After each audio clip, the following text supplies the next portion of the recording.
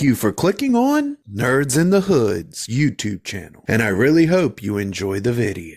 This is your homie here, the creature known as Rex the T-Rex. On today's video, I will be reviewing the 2025 film Mission Impossible: The Final Reckoning. The plot for the film is Hunt and the IMF pursue a dangerous AI called the Entity that's infiltrated global intelligence. With governments and a figure from his past in pursuit, Hunt races to stop it from forever changing the world. For the cast of the movie, we've got Tom Cruise as Ethan Hunt, Haley Atwell as Grace, Ving Rhames as Luther Strickle, and Simon Pegg as Benji Dunn. If I mispronounced any of the names, my bad. This movie was directed by Christopher McQuarrie. This movie was written by Christopher McQuarrie and Eric Jendrison. This movie was filmed in several different locations from around the world. This is the last movie that they're doing for the Mission Impossible franchise as far as Tom Cruise is concerned. And I'm gonna tell you right now, it really feels like that they're doing everything they can in this film to wrap every damn thing up and finish it off for Ethan and his crew, and it feels like a definitive end to this franchise as far as Tom Cruise is concerned. We get a great opening that sets up the story for the movie, as well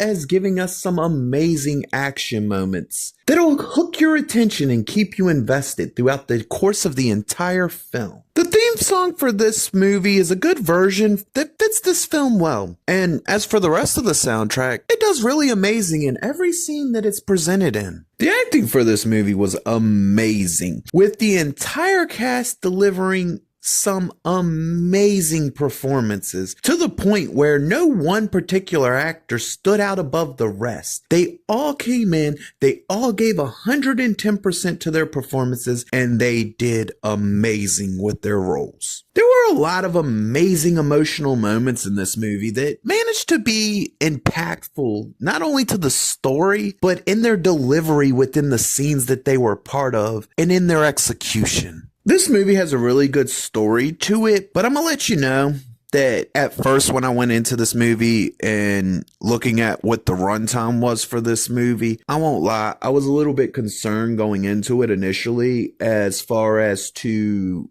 is this movie gonna drag in any way, shape, or form? And I'm here to let you know that no, it doesn't. It doesn't drag in any way, shape, or form. It does take the front seat as far as how the movie's driven, with the action moments being a little bit less than in previous films and the story being a more higher focus, but it manages to actually fit the runtime that is given really well and delivers on an entertaining story that you never really feel wholeheartedly like you're sitting there for almost 3 hours, because the movie is almost 3 hours long, but you'll be so entertained through the course of that 3 hours that you won't be worried about what the runtime is. You'll enjoy the runtime. And so that's what they did. They managed to give us a really good story and made sure that it fit the runtime perfectly. With this being the final film in the Mission Impossible movie franchise, a lot of weight rested on its shoulders as far as making sure to wrap up any open storylines that the fan base might have wanted to see brought to full conclusion. And that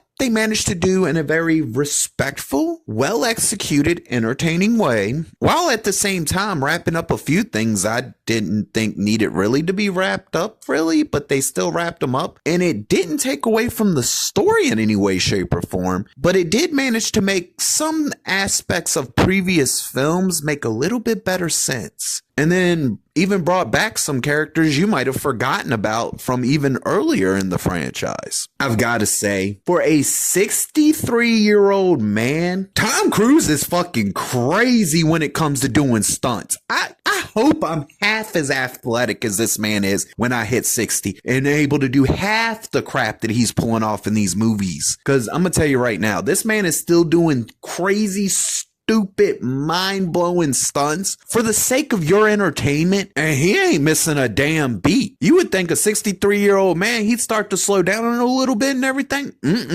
This man is delivering some amazing, mind-blowing stunts still, and I'm happy about it. Hell, he does amazing I find the stupid shit he's willing to do for my entertainment entertaining, which means that this man delivers every damn time. So gotta say, Tom Cruise is a hell of an actor that understands his fan base and knows exactly what they want out of these films. This movie has a lot of great action moments in it that are amazingly entertaining, and they're spread throughout the movie from beginning to end. And I will admit, even though there are semi fewer than the last couple films as far as the action scenes go, it's understandable that the action couldn't be as plentiful due to the fact that this movie had the responsibility of wrapping up the story from the previous movie that was left on a cliffhanger. And it also had to wrap up all the little storylines and beats that were left over from all the previous films. So yes, you're not going to get action every 10 minutes like in the previous films, but you'll get amazing action that is just highly entertaining and worth watching. And it's even worth sitting through those kind of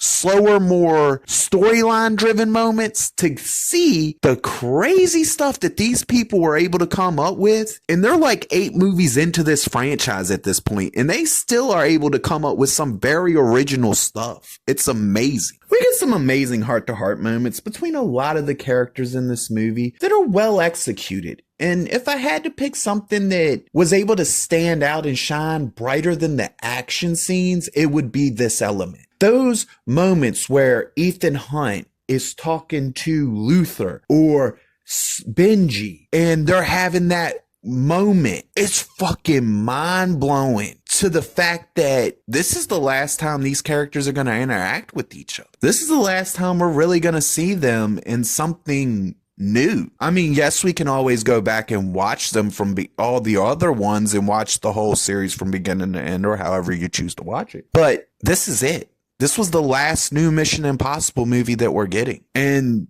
they capitalized on it with these emotional moments that actually register in some ways on a personal level almost. This movie has several intense moments throughout it that are so well executed, you can feel the intensity in these moments. Just from what you're seeing on screen, you can feel it. It's crazy. Yet again, as always, the fight scenes for this movie, as they have been for all the Mission Impossible films really, are just extremely well executed to the point where the fight feels like they're having a realistic, natural, where a punch is thrown, there's a reaction to it. You know, you feel like it's a real fight. And it's just so well pulled off that it looks like a real fight. And a shocking, mind-blowing twist of reality. It is the year 2025, and this movie is 100% pure